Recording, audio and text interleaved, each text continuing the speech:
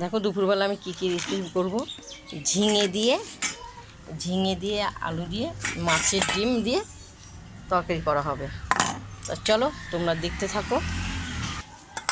তেলটা গরম হয়ে গেছে, আলুটা ছেড়ে দিলাম।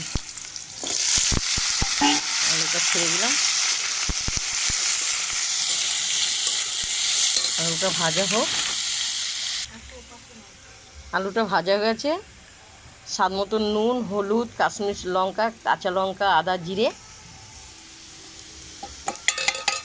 দেওয়া হলো।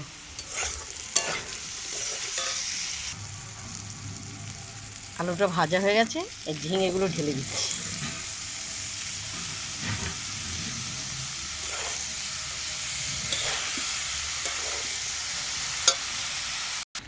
এরকম ডিম দিয়ে দিলাম, রুই মাছের ডিম।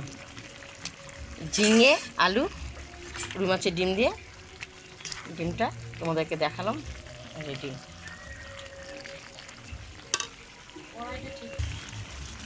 স্বাদ মতন চিনি দিয়ে দিলাম। এই ঝিঙে, আলু, রুই মাছের ডিম দেখো ব্যাপক হয়েছে। এরপর ধনে পাতাগুলো ছিটিয়ে দিলাম।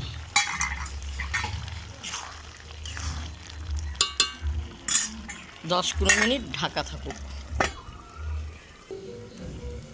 এই যে ঝিঙে, আলু, রুই মাছের ডিম দিয়ে প্রথম থেকে তোমাদেরকে রেসিপিটা দেখালাম, পুরো কমপ্লিট। দেখো পুরো মনে পোস্তর মতন দেখতে পেয়েছো? তোমাদের যদি ভালো লাগে আমার এই রেসিপিটা, আমাকে লাইক দিও, শেয়ার করো, কমেন্ট করে তোমাকে জানাও। দেখো প্রথম থেকে লাস্ট তোমাদেরকে দেখালাম।